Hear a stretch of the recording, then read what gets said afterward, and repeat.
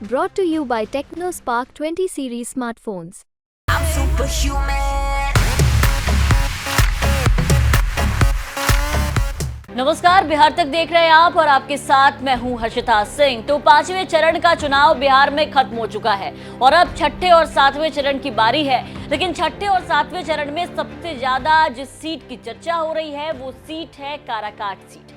Karakat seat Pawan Singh की entry के बाद से काफी ज्यादा हॉट सीट बन गया है। यहाँ से निर्दलीय पवन सिंह जो है वो चुनावी मैदान में अपनी किस्मत आजमा रहे हैं। आपको बता दें कि एनडीए की तरफ से यहाँ पर उपेंद्र कुशवाहा मैदान में है, तो वहीं महागठबंधन की तरफ से राजाराम सिंह चुनावी मैदान में है। लेकिन इस बार बीजेपी के लिए जो टेंशन है, एनडीए के लिए जो टेंशन है, वो विपक्षी पार्टी से ज्यादा निर्दलीय चुनावी मैदान में उतरे पवन सिंह बन चुके हैं। जी हाँ, पवन सिंह ने निर्दलीय चुनावी मैदान में जैसे ही ताल ठोका है, तब से एनडीए की जो टेंशन है वो बढ़ गई है। कहा जा रहा है कि पवन सिंह अगर किसी का सबसे ज्यादा नुकसान करेंगे तो वो नुकसान होगा उपेंद्र कुशवाहा का।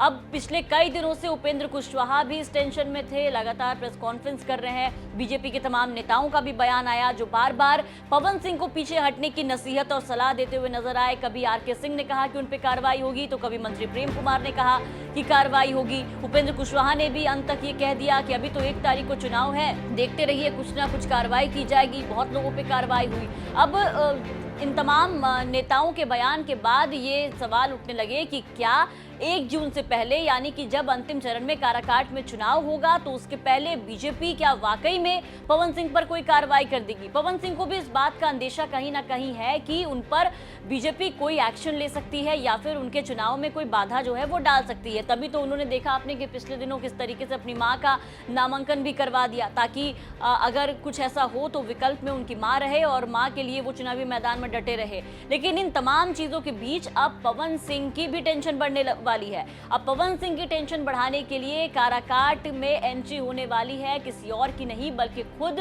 पीएम मोदी की। जी हां, प्रधानमंत्री मोदी, ऐसी खबरें सामने आई है कि 25 तारीख को यानी 25 मई को काराकाट में चुनावी सभा करने वाले हैं। अब पीएम मोदी की एंट्री से अब कहा जा रहा है कि पीएम मोदी की जब एंट्री काराकाट में होगी तो पीएम की एंट्री से पवन सिंह का जो जलवा है वो थोड़ा सा फीका साबित हो जाएगा और पीएम जो है वो उपेंद्र कुशवाहा के लिए वहां पर प्रचार करेंगे, जिससे कि उपेंद्र कुशवाहा का भी जो भला है वो हो सकता है वहां पर। अब ऐसे में सवाल ये है कि पवन सिंह अब तक तो काफी ज्यादा काराकाट में हिट साबित हो रहे हैं। लोगों का जो प्यार है, जो जन समर्थन है, वो पवन सिंह को खूब मिलता हुआ नजर आ रहा है। पवन सिंह को चारों तरफ से जहां भी जा रहे हैं वहां पर लोगों का प्यार मिल रहा है। लेकिन सबसे बड़ी चुनौती पवन सिंह के सामने थी इस प्यार और जन समर्थन को वोटों में तब्दील करना, कि ये जो प्यार और जन समर्थन है वो वोट तक पहुंच पाता है कि नहीं, क्योंकि जो वोट है वो बहुत ज्यादा मायने रखता है। जीत हार तो वही तय करता है कि वोट कितने पड़ते हैं आपको।